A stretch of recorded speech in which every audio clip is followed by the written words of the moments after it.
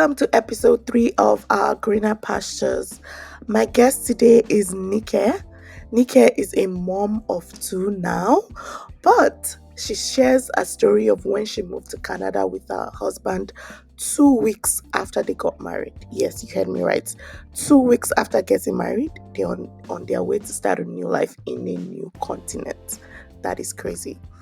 I really enjoyed this episode as she speaks about what it was like navigating all of that, being newlyweds in a country to being a mom of two now.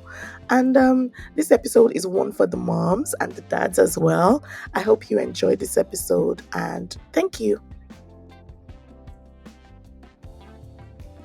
Hi, Nike. How are you doing? Thank you for agreeing to record with me. How are you? How's your day going? It's busy. Yeah, I just started work on Monday, so basically trying to get into the swing of things and juggle the kids and all of that. But good so far. Looking forward Yeah. to the weekend. I mean, me too. Me too. As in, I'm counting down to the weekend to just getting extra time to sleep. Yeah. I wish I had that. My children wake up early and that's it. I mean, kids always wake up early. Even my daughter wakes up, as in, she's such an early riser. By 7 a.m., she's awake. But Yep. sometimes I just ignore her. I'm like, baby, you'll be okay. Yeah. All right, so we can jump into the podcast. I mean, I always like to start with this question before like we go into like other things. Like, at what point did you decide you were going to leave Nigeria? Like, did something happen, or like at what point did you decide I'm done with Nigeria? Honestly, I don't remember it being a defining moment. I think for me, I wanted to go to grad school. So my background in Nigeria is civil structural engineering. I think I just got to the point where I was tired of doing the same thing at work and I wanted something different. So I was trying to go to grad school in America. So I started out trying to go to grad school in America and then to switch into consulting just to try out Right. something new. I applied to grad school. I got into one in the US. I got into my what school was that? Rice School of Business, but it was expensive. And then I think that was the year that naira started to lose value. So it was the first Mm, major devaluation we had. And I'm like, looking for $100,000, and dollar is now 300 naira. Where will I get the money from? And yeah, I I didn't can want to imagine. Yeah. it was just scary. I mean, then there were options of getting loans, but I was scared to take that amount of money in debt and go to school for 2 years without earning anything. And so I started to try out schools in Canada instead. Yeah, I'd say that's how Canada got into the picture. And I think after that year, I was just done with Nigeria because I had conditioned my mind to leave. I think that was 2016. I thought I was going to leave Nigeria in September 2016 to go to grad school in the US. So at that point, I Mm-hmm. had mentally checked out. And then I applied to schools in Canada. I got into schools here. And then I'd say from then, a lot of things started to happen in my life. Family, Dayo's dad passed. My mom passed in 2017. And so then I was just like, hey, let me just pack my bags and leave. I was just looking forward to leaving then. So I'd say grad school started the change in the mental shift, but then losing close loved ones just made me want to leave and change where I was. And obviously, when losing them, there was a Nigerian factor that came to play in everything that had happened with both of them. And I was just like, yeah, I'm done. I don't think I want to stay here Wow. anymore. Well, first off, I'll say sorry about that, but I can also imagine that because I remember when I was going to relocate as well. Like the medical thing was just like just seeing how doctors respond in Nigeria and how something so small can make somebody lose their life. Because I had that experience with my brother as well. My brother passed like last year, and it was just due to negligence and yeah, that was crazy. And I mean, that was some of the things that just made me say Nigeria never again in my life would I stay in this country. So I can really imagine. And again, I'm sorry about that. Yeah, so did you come to Canada through school, or did you do PR, or what was your process like? A first story about your brother. I can imagine how hard that must have been for your family. So Yeah, it was. It's God will still hard, comfort sha, us but all. yeah, we're moving on. I, Yeah, I know yeah. it's. I don't know. I don't want to say it gets easier, but I guess God heals. God comforts, and you start to learn to live with the pain. Yeah, yeah. I mean, grief is very weird. I'm not gonna lie, because I mean, I've never lost anybody so close. So that was one of the strangest things. So I actually try not to talk about it and just like, yeah, because I generally I don't like being emotional about things like that. I just like to deal with things by myself, and yeah. But I mean, it's all good. Yeah, so let's not start talking about grief because this can it can take I all agree. it can take all the time. I can just imagine. Yeah, so I mean, so what was your process like for Canada? Did you do PR? Did you just apply to school and come through school? Like, what was that process like for you? I did PR. I started out trying to get into school, and then I realized my colleagues were applying for PR, and then I found out about the Canadian Express entry process. And so I just threw in my hat because at the time my scores were low because I didn't have a master's degree. But I just thought, I mean, there's no harm in throwing yourself in the pool. Whatever happens, happens. And if you go to school, it's fine. Daya and I were trying to do it together. So we got married, we threw in our hats in the pool, and then we just waited to see what would happen. And for some reason, miraculously that year, the express entry score started to go Girl, down, and yeah. then we got an invitation to apply, and we submitted our application, and we just waited and we waited and waited, and then I think 6 months after, they reached out to us to show our proof of funds again. We did that, and then we eventually got our visas. I'd say maybe in November 2017. Oh, so like it took you like 1 year from when you applied to when you got your passport back. It did, even though at the time it was taking some people 2 or 3 months. Oh yeah, that's It true. took us much longer. That's true. But I think honestly, I'm a Christian, and I believe that everything works together for my good, and God is involved in all that I do. Um, my mom passed in 2017 after I had submitted my application. If they had gotten back to us within 2 months and we had left, I probably wouldn't have been there when she passed, and I don't think I would have gotten over that ever. Yeah.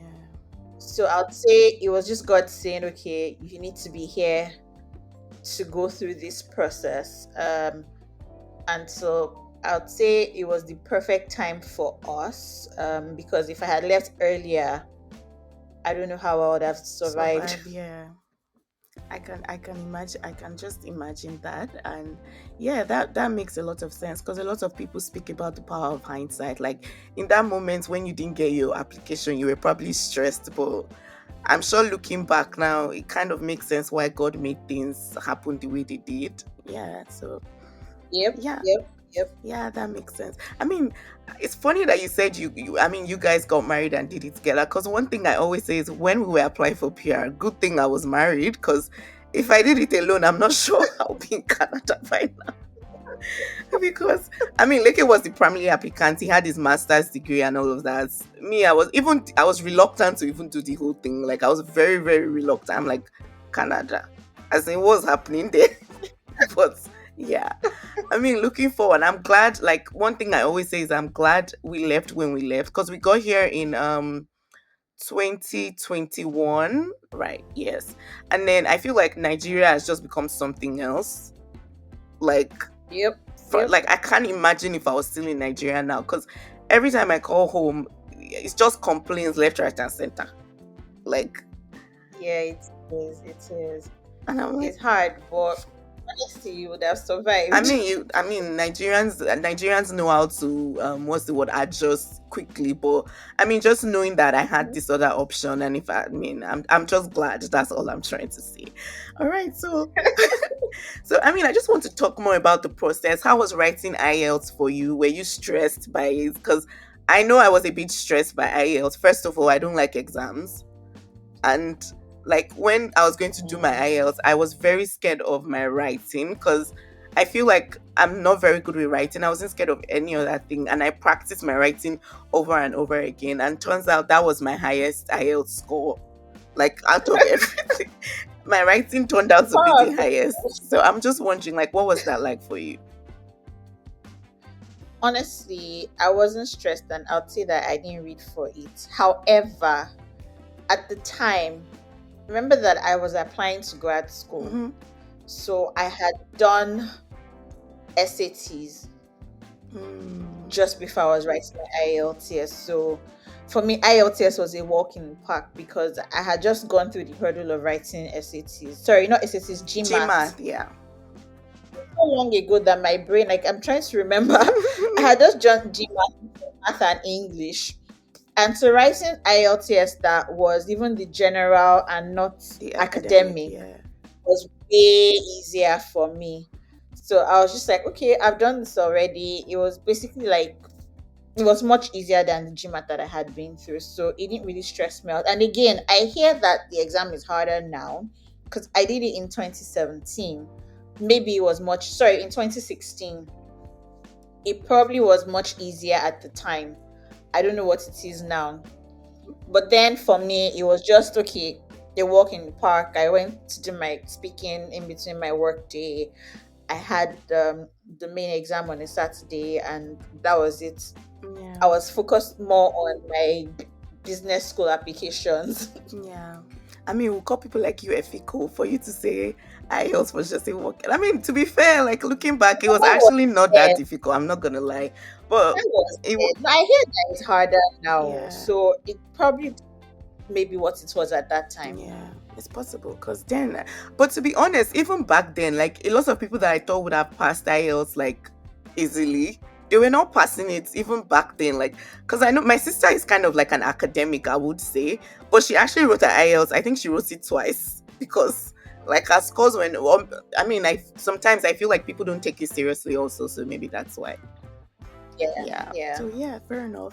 All right. So now let's talk about breaking the news of relocating to your friends and like your family. You know how a lot of people are. Like I feel like a lot of Nigerians when they are planning to relocate, they just keep it to their chest. They don't really tell people about this. Were you open to sharing the news and like when you told people like, oh, I'm leaving Nigeria, what was that like? Did you get encouragement or were people trying to discourage you? I think because for me, it started out as I'm going to business school. Mm-hmm. So I was happy to share the news of going to business school, and everybody just assumes you go abroad for your masters and you can decide to come back or not. So I started out with I'm going to business school. I was writing my applications. Most of my people who were references were in my inner circle. Like my director at work at the time was also like a mentor. We used to go to church together. So I mean, he knew what was going on. My family knew obviously because obviously I was writing GMAT and all of that. However, when that didn't pan out and I decided not to go to business school anymore, which was another long story between Dio and I because we're trying to do all of this together. Mm-hmm. I at the time prayed about it and just felt led not to share anymore. And so when we got the invitation to apply for PR, I honestly did not share with anybody, not even my nuclear family. It was just Dio and I who knew, and we didn't say it to anybody up until. Okay, when my mom was ill, I told her what was going on. So she knew even before she passed, because we hadn't gotten our passport back before she passed. She was the only person I told, because I was trying to give her an incentive to keep fighting. Mm, I can imagine. And then I think it was the day we picked up our passports that I told my best friend. She was surprised, but she knew that I was trying to like she knew I was trying to go to Canada. She just didn't know that I had gotten an Trying to invitation to apply. apply. So it's the surprise to them was okay, you're going as a permanent resident, so this is you're moving finally. It wasn't a oh you're leaving. Um I mean, my nuclear family, like, I had prepped them because they knew I was going to go to grad school. Mm-hmm. So it wasn't a shock to them. It was something that had taken a few years to get to. It was just how quick it was because we got our passports in September. Our big wedding was in December, and we left 2 weeks after our wedding. 2 weeks after you got wow. Yeah, That's another story. Like, I can imagine as a new couple and then relocation. Like, how was it like was hard. how was that hectic? And then you went to school. Like, It was. It was. I won't lie. I remember the day before I left Nigeria, I cried all day, and Daya was worried wow. because I think the reality just hit me that I was leaving all that I knew. Mhm. Yes, Daya and I had dated for a long time, but it was going to be our first time living together. I remember, when you're getting ready, you're packing your things out of your parents' house. You have that, oh, I can leave this, I can leave that, I'm coming back. I literally just packed 2 suitcases that this is it, and I'm And I'm off. off. Oh my There's god. nothing to come back to. Yeah. I gave out a lot of my things, my clothes. So I think that reality hit me the day before I left Nigeria. Um, it was hard, but it wasn't too bad because, again, I'd say, if when you're not alone, it makes it easier. There's someone to share the pains with, and also because we were together. Thankfully, we didn't have any kids, so we didn't have to figure out that dynamics. It was just both of us. Mm, And because Dyer was going to school, so he had gotten admission the year before, he deferred. And so we had a purpose. It wasn't just, okay, we're traveling and we're just going there to figure it all out. mm. There was kind of like a path, and then we took it from there. Wow, wow. I can't imagine like traveling 2 weeks after I get married because I remember when I got married, I still left my things in my parents' house. Like, my dad was even the one telling me, pack your load. I don't want to see you in this house again. But I feel like, even like, I don't know how to say this, but when you first get married, there's that thing in your head. I don't know, it took me a while for my brain to actually change that. Oh, you're somebody's wife now. Like, I could not even call my Yeah. husband Lekki. I couldn't call him husband. Like, I just started calling him husband recently, and we've been married for 5 years. I just always used to say Lekki, like, because husband just felt like such a big, like, it just made me feel like, I don't know, even wife. It just made me feel like, oh my god, this is such a huge responsibility, and this is so. Yeah, I can imagine you just getting married 2 weeks after you guys have to go and start this new life. Like, yeah, I can imagine how that pressure was. Yeah, that's so interesting.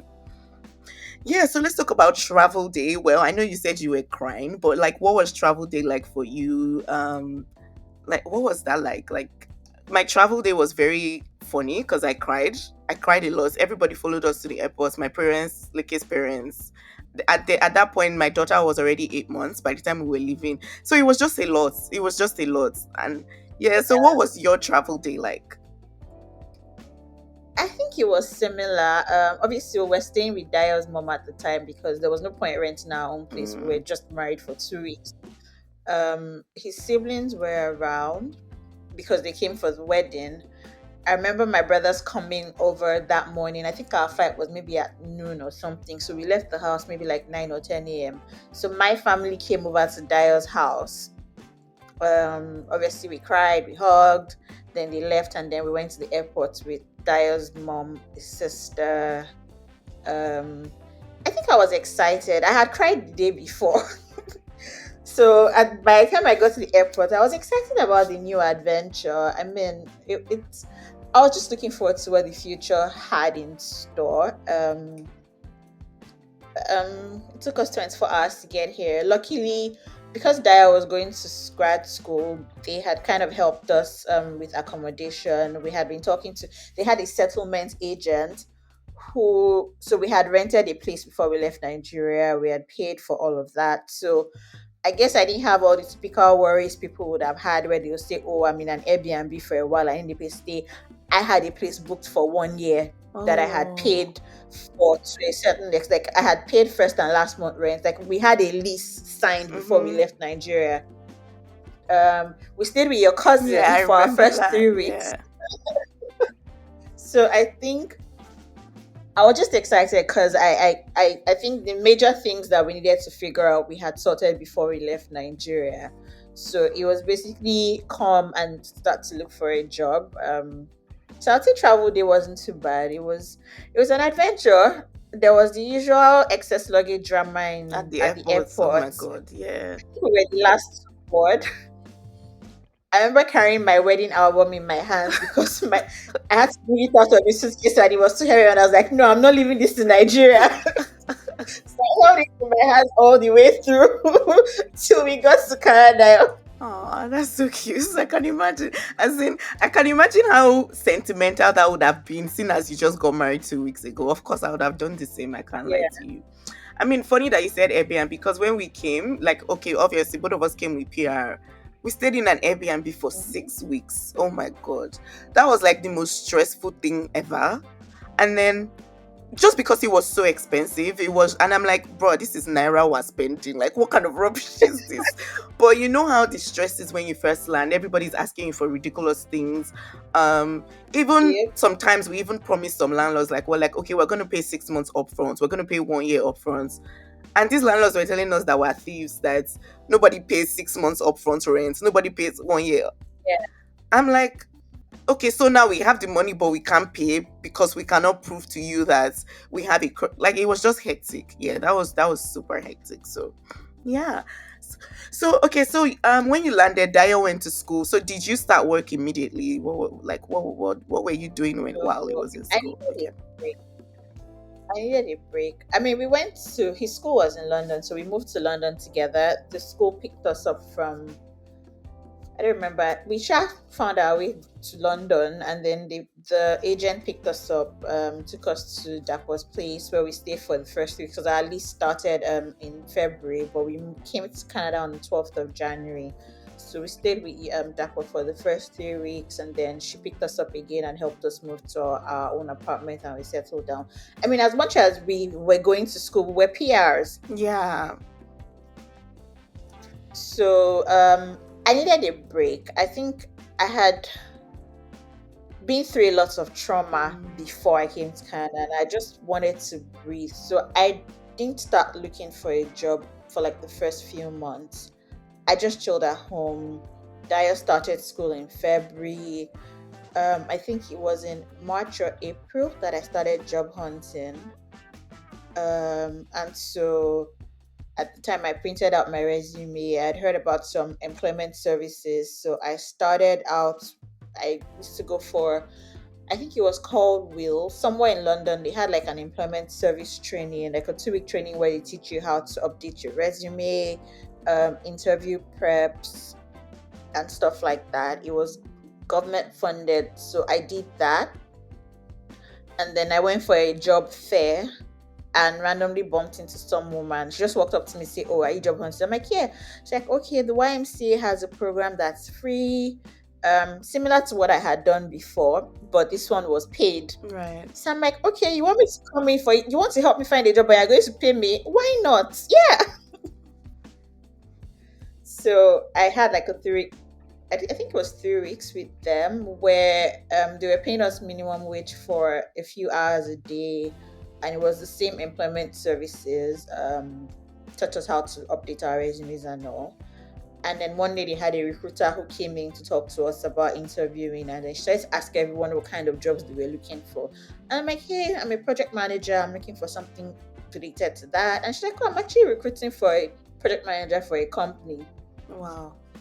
And so I gave her my resume, and that's how I got my first job. Wait, we need to rewind. So you met some people? No, because I'm like, this is fantastic. So you met somebody at the job fair. They were paying you while you were looking for a job and eventually helped you get a job. Yeah, summary, yes. Wow. God, how does it feel to be God's favorite? As It in, was really good. that's the only thing I can ask. How does it feel to be God's No, but favorite? before I got to that point, no, no, before I got to that point, I remembered printing out copies of my resume and researching all the construction companies in London. And I used to go to those companies to hand over my resume Mm, physically. So I'm sorry, I think I told you the end, the fun part. Before I got there, I submitted hundreds of applications online. I used to print my resume and take it to companies. I used to call those companies to say, "Hey, I dropped my resume yesterday. How far?" I remember one day, I think the day that it hits me that I thought about it and I'm like, okay, why did I come to this country?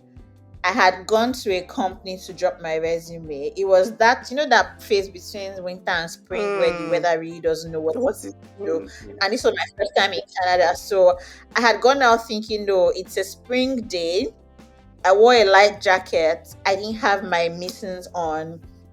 And the place was far from my house. Obviously, we didn't have a car because we're still trying to figure out what Mm-hmm. was going on. It didn't make sense to buy a car.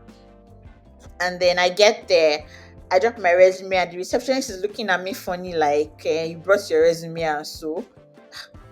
And then my boss, I think, was going to come in 30 minutes, and she was like, I'm sorry, you can't wait here. This was kind of in the middle of nowhere, outskirts of London. And I stood on the road and it started to Oh snow. my I was god. freezing. And I remember I just started crying. And I'm like, I was doing really good back home in Nigeria. I mean, I was not working in Shell, but I was okay. I feel like I will not everybody be goes starting through that. my for a boss. Oh my god. I feel like everybody goes through that process of like you start rewinding, start remembering like your for me it was like I'd been in Canada for 6 months, I didn't have a job. Leke got a job like a month after we landed.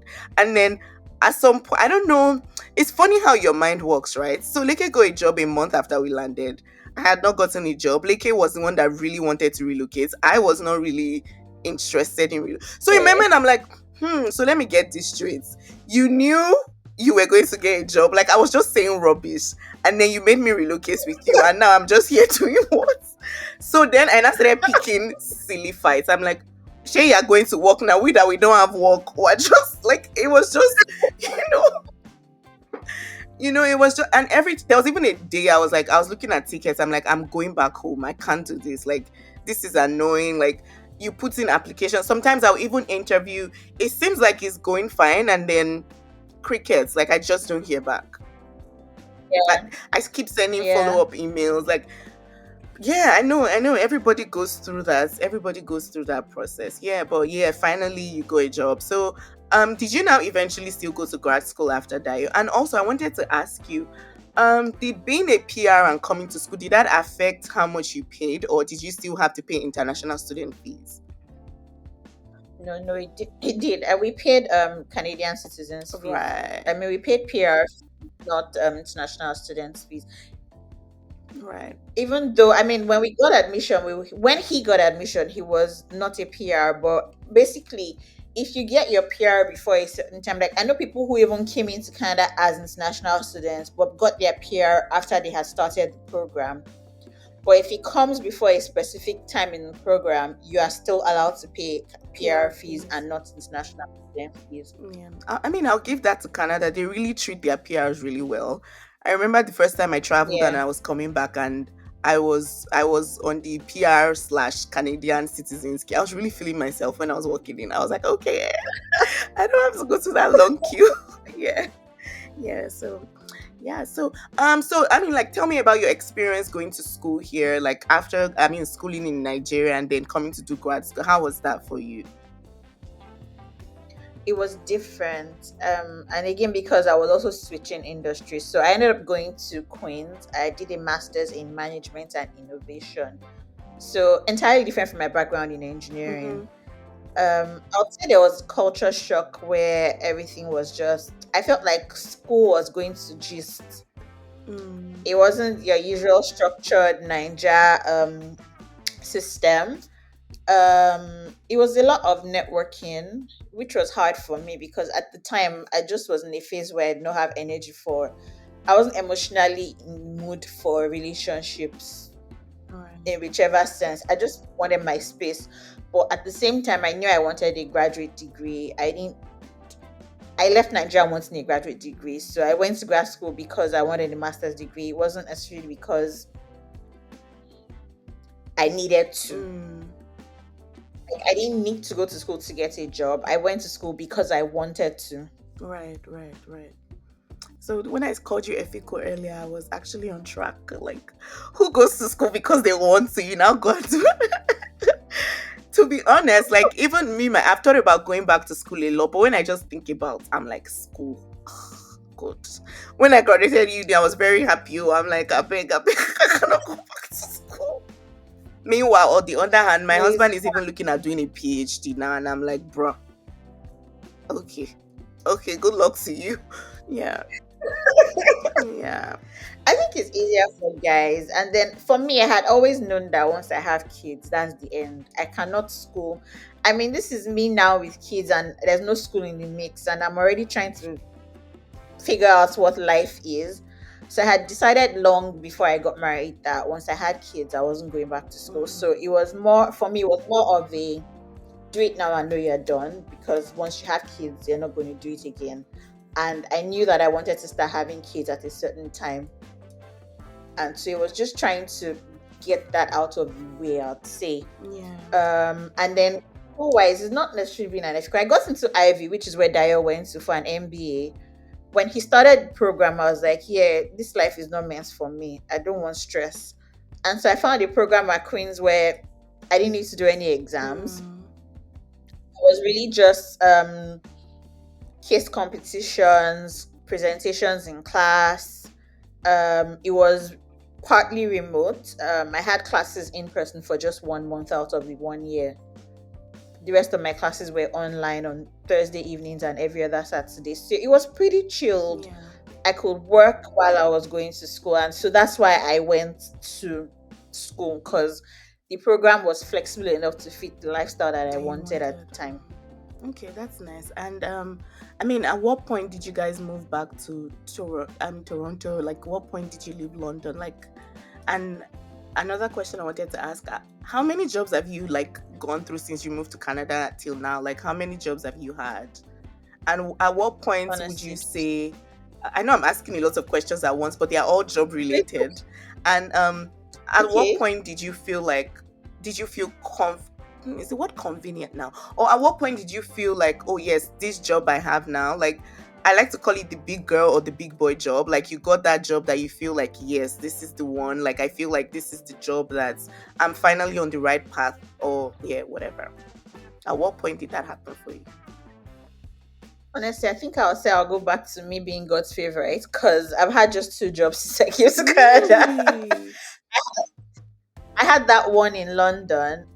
I didn't really like it, but it got my foot in the door. And for us, London was really just for school. Mm-hmm. So Daya was done with school in March. I was still in school, but again, school for me was online, so I didn't need to go to Kingston anymore.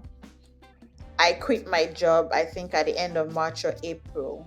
We moved out of London at the end of May. So I quit my job when I knew we were moving out. And luckily, Daya already got a job. So when you're in grad school, they have these recruitment cycles. So Daya had gotten a job as of September 2018, even though he didn't start working till 2019, July. Oh wow. Okay. So we knew Dio had a job in Toronto. So we knew that once he was done with school, we are moving to Toronto. So at that point, I just started looking for jobs in Toronto instead. And so once he was done with school, I quit. We had like 2 months where we just chilled and enjoyed ourselves. I think he got a temporary job because he got bored of staying at home. Hmm. He did that for 3 weeks, and then we moved to Toronto at the end of May. Again, I was looking for jobs in Toronto. I was applying. I remember I was trying to really switch industry. So I was considering doing like the leadership programs in the banks. From networking with people, I just realized that it wasn't meant for me, because it wouldn't have fit what I wanted to do at the time. At that time, I started to think of having Mm-hmm. kids, but I knew that I needed to get a job before having kids. And so one of his classmates randomly buzzed him one day to say, "Hey, your wife is still looking for a job. Her background is in engineering, Abby. My sister's company is recruiting. No, if you are interested." I'm like, "Ah, sure, why not?" Okay, and I sent my resume. I Wow. went for a chat with someone in the company. She's like, "Okay, seems like you can work with us." And then I got interviewed for the role and I got the job. Wow. God's favor for real. Wow. You didn't even. But I love that. I actually love that. I love that because you didn't like in most of us, someone like me, like the process I went through to get a job was actually very scary, for lack of a better word, because at some point I got really frustrated and just started messaging people randomly on LinkedIn, and then people don't respond, people don't, or even if they respond to you, there's kind of like a rude undertone to it. Because, and after some point, that was when, and it was funny because even before I moved to Canada, I'd actually never worked a corporate job. In Nigeria, I had my own business that I was doing before I moved here. So everything was like it was a learning curve for me, learning how to even network and all of that. And I mean, to a certain extent, I really don't like to share my personal things with people. So every time people say network, it was just strange. I'm like, I should just go and tell somebody I'm looking for a job. What do you mean? Like, like what do you mean? Yeah, before I get that too. So when I said from networking with people, how I network was I had a lot of LinkedIn cold calls and emails and messages. I remember getting an interview with RBC for an internship from somebody that I met on LinkedIn. right. I didn't get the role, but again, I met the guy on LinkedIn, random Canadian guy that I reached out to. And I think for me, I'll say school helped me with my networking because it was easier to reach out to people that were alumni of my school Mm, or Ivy because we had something in common. So I say, hey, I'm in Queens, I'm looking for a role, an internship, yada yada yada.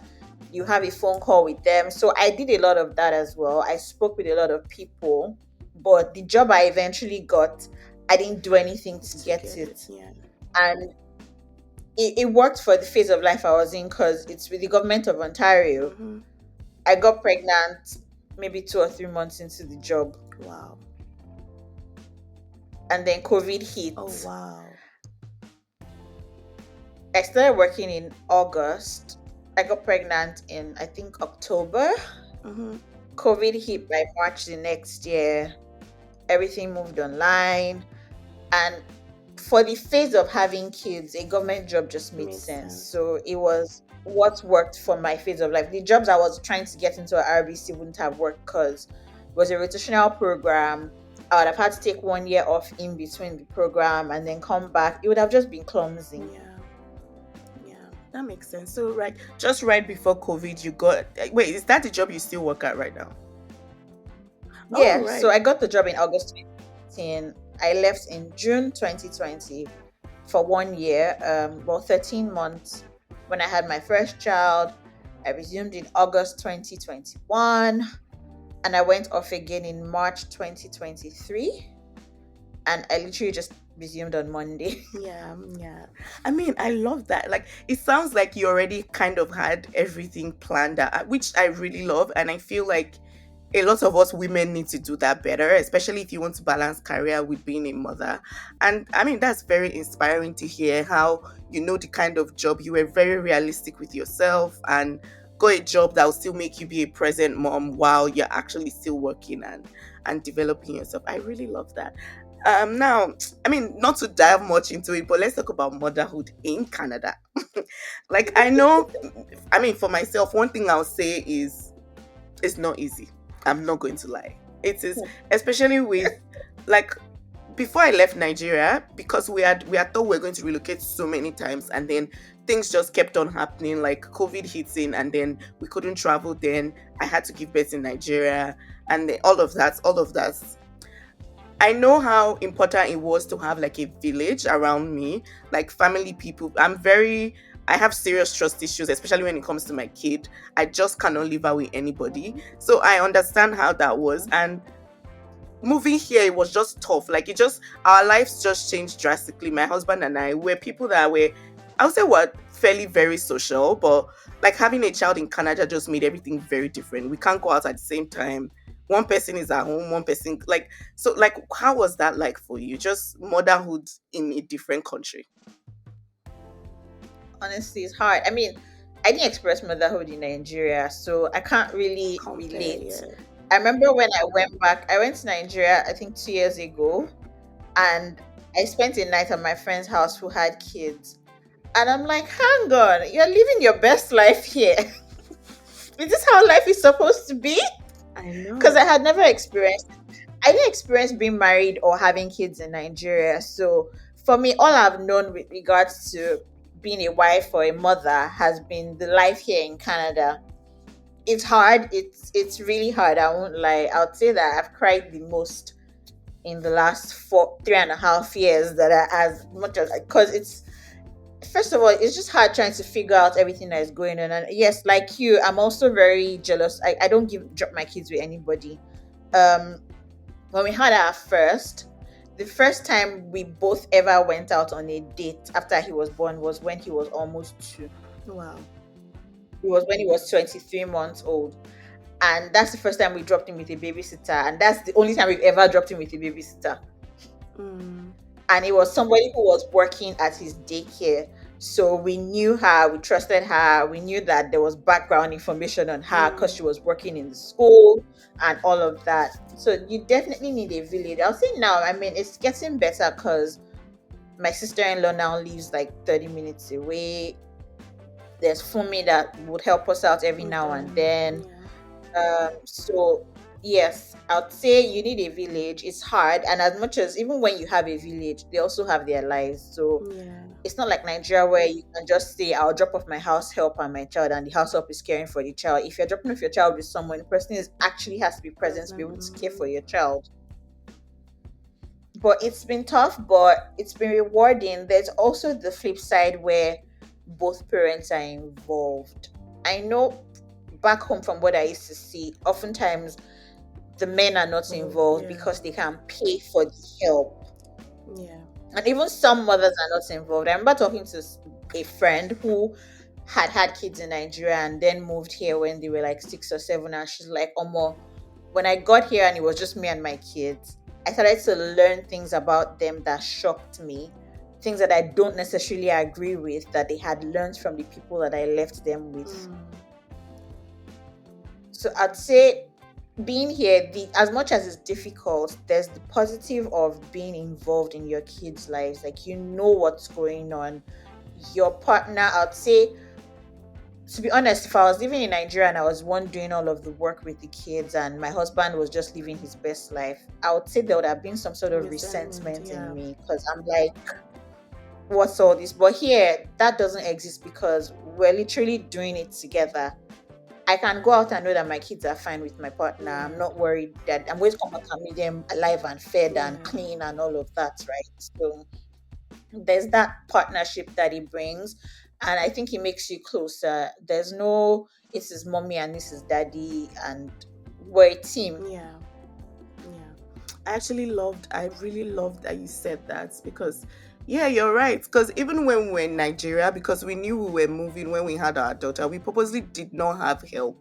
Like, we purposely didn't have any help, or Mm, like, we need to start practicing from now, like, yeah, how to. And to be fair, it's. I always tell my friends this. It's one thing to marry somebody, yes, they love you and all of that, but you just don't know what kind of father they're going to be till the child comes. Like, somebody yeah, can say, "Oh, I'll be there," and yeah, I mean, having a child and living abroad has really made me see. I mean, my husband, me, myself, in a different light, like in a very, very different light, at how involved he is with taking care of his child. For the most part, I won't even say anybody will see us and think anybody is the primary caregiver of the child. Like, it's a shared yeah. responsibility, yeah. And I love that. And even with my other friends here that have kids, it's something I've also noticed. A lot of people, it's shared responsibilities. The baby is crying, both mother and father are running. Like, what could possibly be wrong? Do you need to change your diaper? Yeah. Mhm. So I love that part of relocation. I love, yeah, and the bringing together, like you said, yeah, I really love that part. Being involved in your child's life. Here, there are lots of things, like we put Tamilore in swimming, we take her to swimming together. She's going to gymnastics, we take her Mhm. together. So yeah, yeah, I definitely love that part of relocation. Yeah, you're right. So now let's just talk about like some moments of doubts that you've had since you've been here, apart from like job or any, like, have there been anything that just made you doubt like coming to Canada? Maybe like a terrible winter and you're like, what the hell am I doing here? Or anything like that. Have you had any serious moments of doubt, or you just feel like you're where you need to be? Honestly, I think I'm where I need to be. The only moments of doubt I had was that one time when I was job hunting. Apart from that, I mean, I miss I miss my community back home. That's the only thing I miss, and I don't miss it enough to want to move back to Nigeria. Yeah. If you ask my husband, he's like, if I get the right job with the right pay that's going to set me up, I don't mind going back to Nigeria. But personally, I think Nigeria took too much from me, and I'm like, no matter how much money you have, Nigeria can Nigeria still can happen still to happen. you. And Mm, to be honest, it doesn't mean that things can't go wrong here. It doesn't mean that Canada is perfect. As much as we're screaming healthcare, healthcare in Canada also has its own issues. yeah. Because at the end of the day, we're all human beings. There can be a human error at any time. But I like the fact that the system works here, and we're not there yet in Nigeria. And I don't know what I can do about it. Like I can't make the system work in Nigeria. Yeah. Yeah. You're right. You're absolutely right. I mean, I went to Nigeria in December, and like before I went in December, I was always shouting, I want to move back. Nigeria is where it is, blah, blah, blah, blah.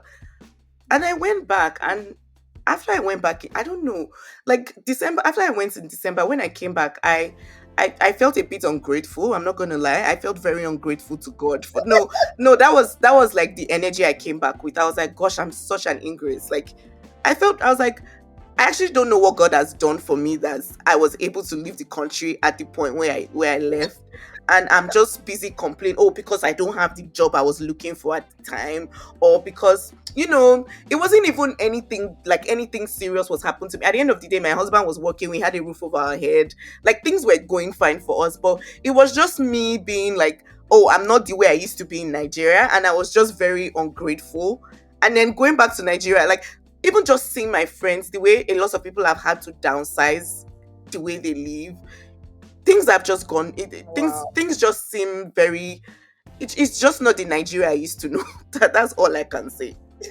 And then it just made me really sit Wow. back and think that, look, you better make do with what you have and start looking at the positive sides of where you are at. So yeah, I fully agree with you. Like nothing makes me want to move back. Like right now, like I'm not even looking forward. I really love your story. I love how your job story is very different because a lot of people I've spoken to, like everybody has had some people have had to do some kind of weird jobs like working warehouses before they finally they finally got that job they wanted. So yeah, it's really nice. So just looking forward, like what are some aspirations you have now that you're in Canada that maybe when you were in Nigeria you didn't really think about it? I've had people say because they're in Canada now, they finally feel like they can own several properties. Like you just have to plan it. You just have to, some people have said, oh, I see myself now traveling more. Like my mind is just more open. So what would you say are some aspirations you have now just because you moved to Canada? Honestly, I'll say owning property. Yeah, I don't think. Well, let me not say. I don't know. I definitely don't know if I would have been able to buy a house in Nigeria. But then again, that's because it's hard to get a mortgage in Nigeria. Because as much as we say here, oh, I own property, half of the time you're still paying your mortgage, but that's not readily available to the average income earner in Nigeria. Right. Which is kind of like a positive from staying here. I'll say aspirations. I don't know. I've always liked to travel, even when I was in Nigeria, and I'll say the Canadian passport makes it much easier for me to travel. I like the fact that I don't have to start begging for visa Mm, anymore when I'm going to places. yeah. It saves me a lot of money. Yeah. What else? I don't know. I don't have any. I don't know. I think I've been here for so long. I've been here for 6 years. Mm-hmm. So I'm at the point where this is now home. So I don't feel like if you had asked me this 4 years ago or 5 years ago, I'd have said, oh, I'm looking forward to when I get my passport so I can travel. But I have that now. Okay, Canadian. Um, As in, I'm looking forward to that. I can't wait to get my passport too. But yeah, we still have like a whole year. So but it flies. I mean, yeah, time yeah, time flies. really goes by It's fast fine. when you're here. I actually love that you Yeah, said the it does. passport part because I remember last year when I had to get my American visa for work. And in my mind, I was like, okay, because I'd been denied in Nigeria. Like I'd applied multiple times in Nigeria, and they've always denied me. I don't know what it is with me and America. Like they have always denied me. And when I applied here, they literally did not ask me anything, and they gave me 10 years. I Yep. was like, this is ridiculous. Standard. Yeah. Once you have your Canadian PR, you just me too. When we came, we applied in 2018, like the months, and we got 10 years, no questions. The hope is like 5 minutes long, Yeah. and that's And I it. was like, wait, what do you mean? Like, I kept on looking at the woman, like, okay, you don't want to see my bank statements. You don't want to, you don't, like, you don't want to ask me for the address of where I'm going to stay. But yeah, so those are some of the positives of moving here. Like, so would you say you love it here? You finally feel like you're at home. You like, or do you think after some years you want to move somewhere else, or do you like it here? And do you think this is Canada is ideal to like raise kids and have a family and all of that? I definitely think Canada is ideal to raise kids. I know they're family oriented. Um, Maybe because of where I work as well. It's very I remember I just joined a new team and I was talking to someone and she's like, yeah, I come late every Tuesday and I also leave at 3 p.m. on the same day because I need to pick up my kid from daycare. And I'm like, okay. So you're basically at work. They tell you to come to work in person and you're there for maybe 4 hours and you have to leave because you need to pick up your son Mhm. and drop him off in the morning. So Canada is family oriented. They definitely encourage that. Do I feel like I'm finally at home? Honestly, I don't know. Mm, Because the way back home, I think one major thing I struggle with is Canadians are extra polite and you don't know when they have a problem with you, as yeah. opposed to Nigerians who are an open book and we just tell you how it is. So trying to navigate the culture at work with not knowing what people really think and all of that can be a bit weird. Um, I'm definitely open to traveling. I mean, this is home. Nigeria is definitely home. Yeah. This is home for now. Now that I have my passport, I'm open to exploring new places, even though I'm also fine with being here, if that makes sense. I'm exploring new places for the adventure and for money, Mm, not necessarily for any other thing. But I definitely have no regrets moving moving here. here. Yeah. The wait so far, I mean, I've enjoyed lots of benefits from staying in Canada that I won't even lie. When I had both my kids, I had medical emergencies that if I was in Nigeria, it would have been a different story. Yeah. So I'm definitely grateful I'm here.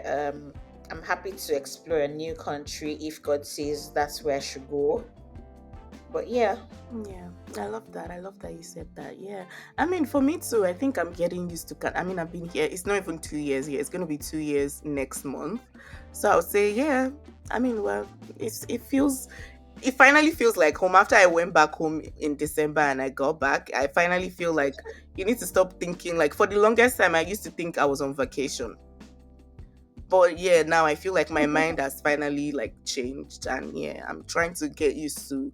I never even used to drive. I never used to do anything like, but yeah, now I'm getting used to like, okay, this is where you live now. So yeah, it does take some getting used to, but yeah, we're good. And if you're gonna advise anybody just moving to Canada, like be it a mom or like just somebody single or whatever, just moving to like what would be one advice you give somebody like that's just moving about Canada? Hmm. I would say reach out to people and ask lots of questions before you come. The more you know, the better for you. If you're looking for a job, a place to live, for anything, to be honest, network with as many people as you know that live in the city you're going to, Yeah. so that it's easier to settle down when you come. Bring as much food as possible, like Nigeria food Mm, and clothes. Yeah, I'd say networking with people. And I know we Nigeria people can be funny sometimes. We don't want to share things with people. But I kind of feel like our generation is different. Yeah. I think we're more open to sharing information with each other. Um, yeah, what else? I don't know. Pray Yeah. so that you can be God's I favorite mean, child that's key. too. I mean, to be honest, after hearing your story, if I'm going to take anything from you, is pray, because I can see how God is really favoring you, and I need that too. I really need that. So, yeah, yeah. I love that. And I'll still have a plan. When you said that I knew what I wanted, I didn't know at first, but you definitely need to have a plan because it becomes overwhelming when you don't have something you're working towards in whatever you want to do, whatever phase you're in. If you're single and you know you want to get married, like just have a plan. Because when Daya and I were looking for jobs, even when he was in grad school, it was the least what's important to you. Is it money? Is it work life Yeah. balance?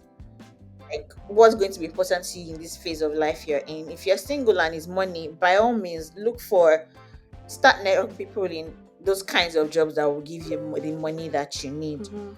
If you know that you're going to start a family and you need work life balance, please look for things that are related to that. Yeah. Yeah. Yeah, I love that you said that, because sometimes people get carried away. You're not really sure what you want, and now you're complaining. Yeah, you're very right. Because I remember when my sister first came, she landed in Ontario, but took a job in Vancouver and moved to Vancouver. And I didn't understand it, because to me, I'm like, what do you mean? But I feel like at that point in her life, because she had never lived alone and all of that, she really wanted to prove to herself that she was independent enough. Like, I didn't understand it, but looking back now that she has moved back, yeah, I definitely really get it. I really get, she's more independent. She's the last born, so I feel like she needed that for her own self to prove points to herself.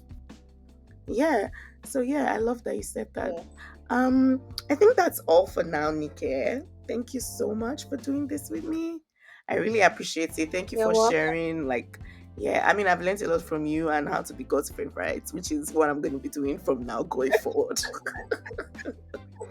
Yeah, It was definitely nice sharing with you. Thank you for reaching out. Let me know if you have any other yeah, questions. Yeah, absolutely. Wow, what a crazy episode. I really, actually, crazy is not the word. What an amazing episode. I mean, Nika really went there with, like, telling us all that she went through and where she finally is. Well, that's interesting. Like, hindsight is 2020, like they say. When you're going through something, it just always feels like, when would this be over? And then you just don't know. The time just goes by and you made it in one piece. I really enjoyed listening to our episode. I, for one, will say I'm fully inspired as a mom, as a woman. I'm fully inspired as a Christian as well. I'm fully inspired by Nike's story, and I hope you also enjoyed this episode. All right, so remember to follow us on Instagram at Greener Pastures _. And until next time, bye.